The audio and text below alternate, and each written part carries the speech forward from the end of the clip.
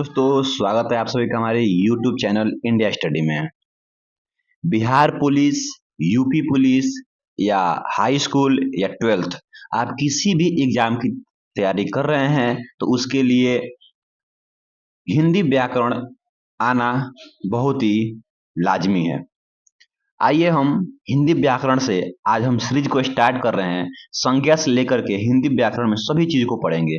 तो आज मेरा पहला टॉपिक है संज्ञा। संज्ञा के बारे में पढ़ते हैं और लास्ट में आप सभी को एमसीक्यूज क्वेश्चन कराऊंगा जो कि आपको हर पेपर में देखने को मिलेगा। तो आइए स्टार्ट कर लेते हैं। सबसे पहले संज्ञा। संज्ञा किसे कहते हैं? तो संज्ञा किसी वस्तु, प्राणी, स्थान, गुण, दशा अथवा भाव को संज्ञा कहते हैं। संज्ञा शब्द का अर्थ है नाम। संज्ञा का मतलब ही होता है नाम। इस संसार में जितनी भी वस्तु, जितने भी प्राणी उपस्थित हैं उन सभी के नाम को हम संज्ञा कहते हैं। संज्ञा का अर्थ होता है सम धन ज्ञा का अर्थ ठीक तरह से ज्ञान करवाना होता है। यानी संज्ञा का मतलब ठीक तरह से ज्ञान कराना होता है। जैसे वस्तु में देख लेते हैं। वस्तु में तो क्या आ जाएगा? पंखा, मेज, पुस्तक, कुर्सी आदि। अगर हम देखते हैं प्राणी में तो प्राणी में हो जाएगा पशु, पक्षी, मछली, गाय, कृष्ण आदि। अगर देखते हैं स्थान में तो स्थान जैसे नगर, गांव, मोहल्ला, रोड, दिल्ली इत्यादि। अगर देखते हैं गुण में जैसे दशा, अवस्था जैसे बचपन, बुढ़ापा, सौंदर्य, सर्दी, गर्मी आदि। तो ये सब क्या है? ये सब संज्ञा ही है। आगे देखते हैं संज्ञा के भेद। आगे देखते हैं संज्ञा के भेद। तो संज्ञा के तीन भेद होते हैं। मुख्यतः तीन भेद होते हैं और कहीं कहीं किताबों में 5 दिया गया है। इसी को तोड़ करके जैसे बताएंगे हमें। पहला नंबर दिया गया व्यक्तिवाचक, दूसरा जातिवाचक और तीसरा भाववाचक। तीन संज्ञा का भेद। पहला नंबर व्यक्तिवाचक संज्ञा। जो संज्ञा शब्द किसी एक व्यक्ति, एक वस्तु तथा स्थान विशेष का बोध कराते हैं उसे व्यक्तिवाचक संज्ञा कहते हैं। जैसे स्त्री पुरुषों के नाम जैसे राधा, कृष्ण, रहीम। नदियों के नाम चंबल, माही, गंगा, ये सब नदी के नाम। जैसे त्योहारों के नाम होली, दीपावली, रक्षाबंधन। दिनों के नाम सोमवार से रविवार तक। नगरों के नाम जैसे दिल्ली, अजमेर, जयपुर, राजस्थान, मध्य प्रदेश, हरियाणा। जैसे पर्वतों के नाम विंध्याचल, अरावली, हिमालय, केटू। उसके बाद से महीनों के नाम जनवरी, फरवरी, मार्च। देशों के नाम जैसे भारत, पाकिस्तान, श्रीलंका, बांग्लादेश। ये सब क्या है? व्यक्तिवाचक संज्ञा है। एक विशेष व्यक्ति का नाम है, क्या जगह का नाम है, तो क्या जगह व्यक्तिवाचक। जो संज्ञा शब्द किसी व्यक्ति, एक वस्तु तथा स्थान विशेष का बोध कराते हैं उसे हम व्यक्तिवाचक संज्ञा कहते हैं। ये हमारा पहला भेद था। दूसरा देखते हैं जातिवाचक संज्ञा। तो दूसरा देखेंगे जातिवाचक संज्ञा। बहुत ही इंपॉर्टेंट, लास्ट में आप सभी को एमसीक्यू क्वेश्चन में कराऊंगा। दूसरा देखिए जातिवाचक संज्ञा। जो संज्ञा, ये हो जाएगा जो संज्ञा शब्द किसी व्यक्ति, वस्तु तथा स्थान के संपूर्ण जाति, वर्ग, समुदाय का बोध कराते हैं उसे जातिवाचक संज्ञा कहते हैं। जैसे मान लीजिए कोई भी वस्तु जैसे एक कक्षा में हो, एक क्लास में हो, वर्ग में हो, एक समूह में हो, उसको क्या बोलेंगे? जातिवाचक संज्ञा। जैसे कवि, पुस्तक, नगर, स्त्री, पुरुष, सब्जी, नगर, गांव, नदी, लेखक, पशु, पक्षी, कोचिंग, विद्यालय, देश आदि। ये सब क्या है? जातिवाचक संज्ञा है। आगे बढ़ते हैं। कह रहा कि द्रव्यवाचक, समूहवाचक संज्ञा को जातिवाचक संज्ञा ही कहते हैं। यानी कि जो द्रव्यवाचक संज्ञा है ना, समूहवाचक संज्ञा है, संज्ञा को ही जातिवाचक कहते हैं। इसीलिए उसमें 5 भेद, किसी किसी बुक में 5 भेद हो जाता है। आगे देखते हैं क्वेश्चन भेद नंबर तीसरा। तीसरा देखते हैं। तीसरा बोल रहा है कि भाववाचक संज्ञा जिस संज्ञा शब्द से किसी व्यक्ति, वस्तु, स्थान के गुण, दशा, अवस्था तथा भाव का बोध कराती है उसे भाववाचक संज्ञा कहते हैं। आइए इसे उदाहरण से समझते हैं। यहाँ पे आपका उदाहरण सब दिया गया है, यहाँ से ये सब आपका उदाहरण है। जैसे भाववाचक संज्ञा की उदाहरण, जैसे सर्दी, गर्मी, बचपन, बुढ़ापा, सौंदर्य। यूं ही आप समझ लीजिए कि जिस चीज को हम अनुभव कर सकते हैं, केवल अनुभव कर सकते हैं, उसको हम भाववाचक संज्ञा कहते हैं। जैसे सर्दी को हम अनुभव कर सकते हैं, गर्मी को अनुभव कर सकते हैं, बचपन, सुंदरता, बुढ़ापा, सौंदर्य, ये हम केवल अनुभव कर सकते हैं, छू नहीं सकते हैं इसको। तो क्या हो जाएगा, ये भाववाचक संज्ञा हो जाएगी। देखिए यहाँ दिया गया पहचान। भाववाचक संज्ञा की सीधी पहचान यह है कि उसका कोई आकार नहीं होता तथा वह स्वतंत्र नहीं होता।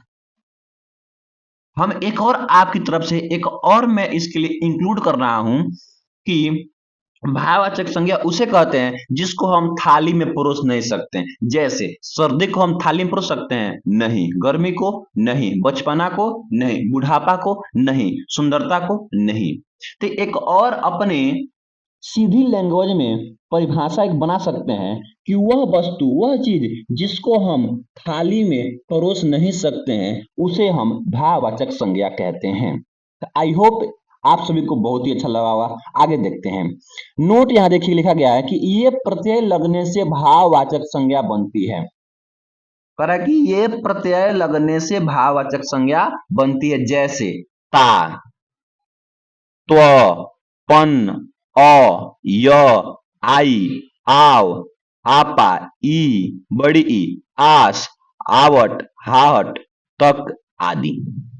कहने का मतलब ये है कि जिस शब्द के अंत में ये प्रत्यय लग जाएगा वह भाववाचक संज्ञा हो जाएगा। जैसे बचपन, जो बचपन है इसमें पन क्या है, ये एक प्रत्यय है। जैसे बुढ़ापा, बुढ़ापा में पा क्या है, पा एक क्या है, एक प्रत्यय है। इसमें लग गया तो क्या हो गया, ये हो गया भाववाचक संज्ञा। आगे देखते हैं। आगे कुछ इंपोर्टेंट फैक्ट कह रहा है कि भाववाचक संज्ञाएं बनाना। जैसे देखिए मान लीजिए दिया गया जातिवाचक संज्ञा से भाववाचक संज्ञा। जैसे भात्र तो क्या जाएगा भातृत्व, बच्चा तो क्या हो जाएगा बचपन, पिता से क्या हो जाएगा पितृत्व, रांड से क्या हो जाएगा रंडापा, बूढ़ा से क्या हो जाएगा बुढ़ापा, नौकर से नौकरी, शिशु से शैशव, बच्चा से बचपन और गुरु से गौरव। यानी कि ये जो दिया गया है ये आपका जातिवाचक संज्ञा है और ये जातिवाचक से हमने ये भाववाचक संज्ञा बना दिया। कैसे, हम इसमें लगा दिए प्रत्यय। जैसे त्व, पन, पा, री, व, पन, ये लग से क्या हो गया, ये लगाने से जातिवाचक संज्ञा भाववाचक संज्ञा में बदल गया। ठीक है, आगे देखते हैं। कुछ और देखते हैं। यहाँ पे कुछ और पढ़ते हैं। कह रहा है कि सर्वनाम से भाववाचक संज्ञा, यानी कि सर्वनाम से भाववाचक संज्ञा। जैसे हम लोग अभी पढ़ नहीं है, आगे हम कल वीडियो लेकर के आएंगे जो सर्वनाम से होगा उसमें पढ़ेंगे कि सर्वनाम क्या होता है, यानी प्रोनाउन इंग्लिश से बोलते हैं। जैसे अपना, आप, पराया, स्वयं, मम, निज, स्वर, ये सब सर्वनाम है। इस सर्वनाम से हम पढ़ेंगे भाववाचक संज्ञा कैसे बनता है। जैसे देखिए अपना से अपनापन, आप से आपा, पराया से परायापन, स्व से स्वत्व, मम से ममता, निज से निजतत्व, निजतव, सर्व से सर्वस्व। यानी सी जो सर्वनाम है उसमें हमने क्या किया, प्रत्यय लगा दिया तो ये भाववाचक संज्ञा बन गया। आगे देखते हैं। और ये बहुत ही इंपॉर्टेंट है, हर पेपर में पूछा जाता है। अभी मैं आप सभी को एमसीक्यू क्वेश्चन कराऊंगा तो आपको बहुत ही रिलेटिव होगी। विशेषण से भाववाचक संज्ञा, जैसे लाल से लाली, समृद्ध से समृद्धि, लघु से लघुता, पंडित से पंडित्व, मोटा से मोटापा, गरम से गर्मी, आलस से आलसी, वीर से वीरता। यानी कि प्रत्यय लगाने से भाववाचक संज्ञा की उत्पत्ति हो रही है। आई होप आप सभी को ये थ्योरी क्लास बहुत ही अच्छा लगा होगा। आइए हम इसे एमसीक्यूज पढ़ते हैं और एमसीक्यू से आप सभी को बहुत ही क्लियरिटी मिलेगी। आइए पढ़ते हैं, थोड़ा सा ये भी पढ़ लेते हैं, उसके बाद से हम लोग आपसे क्वेश्चन पढ़ेंगे। जैसे देखिए, ये भी एक भाववाचक संज्ञा बनाया गया। मधुर से मधुरता, काला से कालिमा, सुंदर से सुंदरता, चंचल से चंचलता, सरल से सरलता, खट्टा से खट्टापन, विनम्र से विनम्रता। ठीक है। अब देखिए अव्यय से भाववाचक संज्ञा, जैसे ऊपर से ऊपरी, धिक से धिक्कार, नीचे से नीचाई, निकट से निकटता, भीतर से भीतरी। ठीक है। दूर से दूरी, समीप से समीप, शीघ्र से शीघ्रता। पांचवा नंबर दिया गया आपका क्रिया से भाववाचक संज्ञा। देखिए हर पेपर में आपको भाववाचक संज्ञा से ही क्वेश्चन बनता है। अधिकतर 90% जो क्वेश्चन बना है ना, तो आपको भाववाचक से ही बनेगा, इसीलिए भाववाचक पर इतना हम जोर दे रहे हैं। जैसे उछलना से उछलाव, थकना से थकावट, खोज से खोजना, उड़ना से उड़ान, लूटना से लूट, लिखना से लिखाई, बनना से बनावट, हंसना से हंसी, सजना से सजावट। तो ये आप सभी का कुछ भाववाचक संज्ञा बनाने की क्या थी, प्रत्यय था। अब आगे हम पढ़ते हैं इसमें का एमसीक्यूज क्वेश्चन। तो आइए एमसीक्यूज हम क्वेश्चन पढ़ते हैं। जो एमसीक्यूज क्वेश्चन है बहुत ही इंपॉर्टेंट और बहुत ही पेपर में हर बार पेपर में पूछे जाने वाला क्वेश्चन है। जैसे क्वेश्चन नंबर फर्स्ट दिया गया है, इनमें से कौन सी जाति वाचक संज्ञा है। इस ऑप्शन में कह रहा है कि कौन सा जातिवाचक संज्ञा है। तो जैसे मान लीजिए पढ़ा दिया गया लड़की, रहीम, पूजा, हिमालय, तो इसमें आपका ऑप्शन नंबर ए सही हो जाएगा, लड़की। लड़की जातिवाचक संज्ञा है क्योंकि एक लड़की की तरह बहुत सारी लड़कियां हो सकती है, तो क्या हो जाएगा, जातिवाचक संज्ञा। अगला देखते हैं क्वेश्चन नंबर दूसरा, रुकावट किस प्रकार की संज्ञा है। रुकावट, देखिए जैसे ही रुकावट आ गया, वट वट मतलब इसमें लग गया प्रत्यय, जैसे ही इसमें प्रत्यय लग गया तो क्या हो जाएगा, भाववाचक संज्ञा। तो ऑप्शन नंबर दूसरा सही हो जाएगा। ठीक है, ऐसे ही हम पकड़ेंगे। आगे देखते हैं क्वेश्चन नंबर तीसरा देखते हैं। क्वेश्चन नंबर तीसरा कह रहा है कि उधार से भाववाचक संज्ञा बनाइए। जो उधार से भाववाचक संज्ञा, तो उधार में हम प्रत्यय लगाना है, तो उसमें क्या हो जाएगा, ऑप्शन नंबर आपका ए हो जाएगा, उधारता। क्या हो जाएगा, उधारता। अगला देखते हैं क्वेश्चन नंबर 4 देखते हैं। कह रहा है कि शराब शब्द से जातिवाचक संज्ञा बनाइए। तो शराब शब्द से जातिवाचक संज्ञा क्या हो जाएगा, तो शराब से आपका ऑप्शन नंबर ए हो जाएगा, शराबी। क्या हो जाएगा, शराबी। आगे देखते हैं क्वेश्चन नंबर 5 देखते हैं। क्वेश्चन नंबर 5 दिया गया है कि इनमें भाववाचक संज्ञा कौन सी है। देखिए लड़की भाववाचक नहीं है, ये क्या है, जातिवाचक है। गंगा, ये तो व्यक्तिवाचक संज्ञा है। गाय भी व्यक्तिवाचक संज्ञा है। लेकिन जो सुंदरता है, देखिए इसमें ता लगा है, ता लगा है ना, तो सुंदरता क्या हो जाएगा, सुंदरता को हम थाली में परोस सकते हैं, नहीं परोस सकते हैं। इसका मतलब सुंदरता क्या है, भाववाचक संज्ञा है। तो आपका ऑप्शन नंबर सी सही हो जाएगा। आइए क्वेश्चन नंबर 6 देखते हैं। इस इनमें से जातिवाचक संज्ञा कौन सी है। यानी इन चारों में, जैसे कवि, गंगा, राधा, सुंदरता, तो सुंदरता तो पहले ही गलत हो जाएगा क्योंकि ये भाववाचक संज्ञा है। गंगा ये भी गलत हो जाएगा क्योंकि ये जातिवाचक संज्ञा नहीं है। राधा ये भी गलती हो जाएगा। इसमें ऑप्शन नंबर ए हो जाएगा, कवि, क्योंकि कवि जातिवाचक संज्ञा है। क्योंकि कवि की तरह बहुत सारे कवि हो सकते हैं, लेकिन जैसे मान लीजिए राधा एक ही हो सकती है, गंगा ये भी तो एक ही हो सकती है, नाम किसी का है। तो इसमें कहा जाएगा ऑप्शन नंबर ए सही जाएगा, कवि सही हो जाएगा। सातवां देखते हैं, कह रहा है कि इनमें से भाववाचक संज्ञा कौन सी है। तो ऑप्शन नंबर ए सोहन, ये तो गलती है, ये तो व्यक्तिवाचक है। हरियाली, नदिया, लखनऊ, तो इसमें आपका ऑप्शन नंबर सी हरियाली, क्योंकि हरियाली को हम थाली में नहीं परोस सकते हैं। तो क्या आ जाएगा, ये भाववाचक संज्ञा। देखिए सबसे ज्यादा क्वेश्चन भाववाचक संज्ञा से ही आता है। जैसे यहाँ पे आ सकता है, देखिए बहुत बहुत सारा भाववाचक संज्ञा से ही क्वेश्चन बन रहा है। आठवां देखते हैं, इनमें से कौन सा शब्द समूहवाचक संज्ञा के अंतर्गत आते हैं। तो आप इसमें दिखाई दे रहा है ऑप्शन नंबर बी, कक्षा, क्योंकि कक्षा में बहुत सारे व्यक्ति बैठे होते हैं, स्टूडेंट बैठे होते हैं, तो क्या हो जाता है, वे समूह के रूप में आते हैं, तो समूहवाचक संज्ञा हो जाएगा। क्वेश्चन नंबर 9 देखते हैं। यहां से क्वेश्चन नंबर 9 देखते हैं। क्वेश्चन नंबर 9 दिया गया है आपका कि इनमें से द्रव्यवाचक संज्ञा छांटिए। तो द्रव्यवाचक संज्ञा आपका दिखाई दे रहा है, एक ही है, ऑप्शन नंबर सी, सोना। सोना क्या है? द्रव्यवाचक संज्ञा है। क्वेश्चन नंबर 10 देखते हैं। क्वेश्चन नंबर 10 दिया गया कि इनमें से कौन सा शब्द है, कौन सा शब्द संज्ञा है? इसमें एक ही शब्द है जो ऑप्शन नंबर डी, वो संज्ञा है, क्रोध। क्रोध संज्ञा है, ये सब क्या है? संज्ञा नहीं है। आगे देखते हैं क्वेश्चन नंबर 11। मजबूरी शब्द में कौन सी संज्ञा है? तो मजबूरी शब्द में देखिए, मजबूरी, ये थोड़ा थोड़ा आपको समझा रहा है। मजबूरी, मजबूरी को आप प्लेट में, थाली में परोस सकते हैं? नहीं। इसका मतलब क्या हो जाएगा? भाववाचक संज्ञा। देखिए ऐसे पहचानेंगे। आगे देखते हैं क्वेश्चन नंबर 12। क्वेश्चन नंबर 12 बोल रहा है कि आजादी, गरीबी, बुढ़ापा, अंगड़ाई में कौन सी है? थोड़ा सा दिमाग लगाइए, अभी पढ़ाए ऊपर। आजादी, गरीबी, बुढ़ापा, लड़ाई, देखिए सब में प्रत्यय आ रहा है, सब में प्रत्यय, इसका मतलब ये क्या हो जाएगा?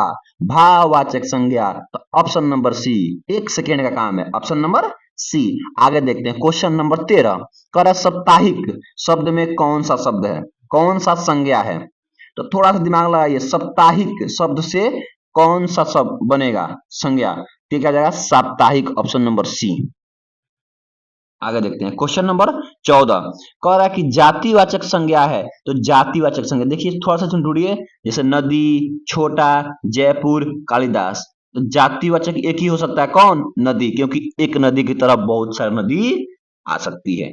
आगे देखते हैं क्वेश्चन नंबर 15। कह रहा है कि जातिवाचक संज्ञा नहीं है। तो ऑप्शन आपका इसमें क्या हो जाएगा? सी, अशोक, क्योंकि अशोक केवल एक ही प्राणी है। जब पानी जातिवाचक ही है, सभा जातिवाचक है, छात्र जातिवाचक है, लेकिन अशोक एक तो व्यक्तिवाचक संज्ञा है जो नहीं पूछा है। ठीक है, आगे देखते हैं क्वेश्चन नंबर 16 देखते हैं। क्वेश्चन नंबर आपका 16 दिया गया है कि जातिवाचक संज्ञा है, तो इसमें कौन सा हो जाएगा? ऑप्शन नंबर सी, स्त्री। स्त्री जातिवाचक संज्ञा है। आगे देखते हैं क्वेश्चन नंबर 17 देखते हैं। क्वेश्चन नंबर आपका 17 दिया गया है, किसी गुण के, किसी व्यक्ति वस्तु के गुण, दोष व धर्म का बोध कराने वाला संज्ञा शब्द कहलाता है। देखिए, गुण का दोष, गुण दोष धर्म का बोध, यानी कि भाववाचक संज्ञा। अभी ऊपर पढ़े हैं भाववाचक संज्ञा। ऑप्शन नंबर 18, क्वेश्चन नंबर 18 देखते हैं कि भाववाचक संज्ञा है। तो भाववाचक संज्ञा आपका ऑप्शन नंबर डी, मानवता। क्या? मानवता है। क्वेश्चन नंबर 19 देखते हैं, यानी 19, भाववाचक संज्ञा है। तो भाववाचक संज्ञा आपका ऑप्शन नंबर ए, बचपन। क्या है? बचपन। 20 देखते हैं, गुरुत्व संज्ञा शब्द है। तो गुरुत्व संज्ञा शब्द क्या हो जाएगा? आपका ऑप्शन नंबर बी, व्यक्तिवाचक संज्ञा। क्या हो जाएगा? नहीं, ए नहीं, बी, भाववाचक संज्ञा। आगे देखते हैं क्वेश्चन नंबर 21। 21 दिया गया आपका कि बुढ़ापा शब्द में संज्ञा है। तो बुढ़ापा शब्द में आपका ऑप्शन नंबर ए सही हो जाएगा, भाववाचक संज्ञा। क्या है? भाववाचक संज्ञा है। 22 नंबर देखते हैं, रामायण शब्द में संज्ञा है। तो रामायण शब्द में आपका ऑप्शन नंबर ए, व्यक्तिवाचक, क्योंकि एक रामायण की तरह दूसरा रामायण कोई है ही नहीं। क्या जाएगा? व्यक्तिवाचक संज्ञा। 23 नंबर देखते हैं, इनमें कौन सा शब्द भाववाचक संज्ञा है? तो इसमें कौन सा शब्द भाववाचक संज्ञा है? तो आपका ऑप्शन नंबर सी हो जाएगा, पढ़ाई। पढ़ाई भाववाचक संज्ञा है। आगे देखते हैं क्वेश्चन नंबर 24। कौन सा शब्द भाववाचक संज्ञा नहीं है? जैसे स्नेह, ये तो है, घृणा, ये तो है, सत्य, ये भी तो है, लेकिन नृत्य ये नहीं है। तो आपका ऑप्शन नंबर सी ही सही हो जाएगा। आगे देखते हैं क्वेश्चन नंबर 25 देखते हैं। क्वेश्चन नंबर आपका 25 दिया गया है, कौन सा शब्द जातिवाचक संज्ञा है? तो इसमें कौन सा शब्द जातिवाचक संज्ञा है? तो आपका ऑप्शन नंबर डी। 26 नंबर देखते हैं, इनमें विशेषण से बनी भाववाचक संज्ञा क्या है? अभी हमने विशेषण से बनी कुछ भाववाचक संज्ञाएं पढ़े थे, तो ये आपका ऑप्शन नंबर क्या जाएगा? सी। आगे देखते हैं 27 नंबर, उड़ना शब्द की भाववाचक संज्ञा क्या हो जाएगा? उड़ना से। तो ये ऑप्शन नंबर आपका ये हो जाएगा, उड़ान। देखिए, मैं आप सभी को ये विश्वास दिलाता हूं कि आप सभी ये क्वेश्चन अच्छे से तैयार कर लेते हैं। तो यकीन मानिए, आप सभी हर एक पेपर में इससे बाहर कहीं जाएगा नहीं। अगर वीडियो अच्छा लग रहा है तो वीडियो को लाइक कर दें और चैनल को सब्सक्राइब कर दें। ये मेरा विश्वास और भरोसा है कि इससे क्वेश्चन आपको बाहर नहीं मिलेगा। आइए देखते हैं 28 नंबर, कह रहा है कौन सा शब्द विशेषण शब्द से नहीं बना है। जो संज्ञा इसमें कौन सा विशेषण से नहीं बने यहाँ। देखिए सरलता ये तो बना ही है, वीरता ये भी तो बना ही है, डी सुंदरता ये भी तो बना है, लेकिन मानवता नहीं बना है, लेकिन यही आपका ऑप्शन नंबर सही हो जाएगा। आगे देखते हैं क्वेश्चन नंबर 29, लड़का शब्द से प्रत्यय जोड़ने पर भाववाचक संज्ञा बनेगा। तो लड़का से क्या आ जाएगा आपका ऑप्शन नंबर सी लड़कपन बन जाएगा। ऑप्शन नंबर सी का जाएगा लड़कपन। आगे देखते हैं क्वेश्चन नंबर 30 देखते हैं। क्वेश्चन नंबर 30 दिया गया है कि भाववाचक संज्ञा से निर्मित विशेषण है। तो भाववाचक संज्ञा से निर्मित विशेषण आपका ऑप्शन नंबर बी प्यारा हो जाएगा। क्या प्यारा। देखिए ये पूछा गया 2014 में शिक्षक भर्ती में। आगे देखते हैं ये क्वेश्चन आपका एसआई लेवल का है और ये एसआई में 2018 में पूछा गया था। कब 2018 में। कहा किस वाक्य में स्थानवाचक क्रिया विशेषण है। स्थानवाचक क्रिया विशेषण आप यहाँ ठहरिए, इससे पढ़ने से क्या पता आप यहाँ ठहरिए, तो यहाँ क्या हो जाएगा स्थानवाचक। ये आपका ऑप्शन नंबर ए ही सही हो जाएगा। आगे देखते हैं option question number 32। Question number 32 दिया गया है कि मिठास शब्द है। तो मिठास शब्द क्या है ये भी देखिए शिक्षक भर्ती 2012 में पूछा गया था। तो ये आपका ऑप्शन नंबर से हो जाएगा भाववाचक संज्ञा। मिठास को हम थाली में नहीं परोस सकते हैं। जहां भी भाववाचक संज्ञा की बात आती है तो आप ये दिमाग लगाइए, उसको ये सोचिए कि बस थाली में परोस सकते हैं कि नहीं। और जिस भी चीज जिस भी वस्तु को अगर हम थाली में नहीं परोस सकते हैं वह क्या हो जाएगा मिठास। तो भाववाचक संज्ञा हो जाएगा। आगे देखते हैं क्वेश्चन नंबर 33। इन शब्दों में भाववाचक संज्ञा शब्द कौन सा है। तो ये आपका ऑप्शन नंबर ए हो जाएगा मित्रता। मित्रता भाववाचक संज्ञा है। 99% क्वेश्चन संज्ञा से आपको भाववाचक से ही पूछा जाता है। आगे देखते हैं 34 नंबर क्वेश्चन देखते हैं।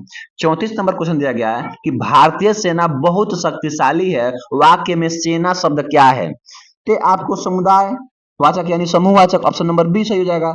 आपको देखते हो जाएगा।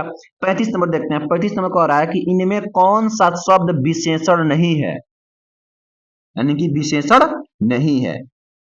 तो आगे देखते हैं भीतर होगा ऑप्शन नंबर ए सही हो जाएगा। आगे देखते हैं क्वेश्चन नंबर 36 और ये लास्ट क्वेश्चन इस वीडियो का।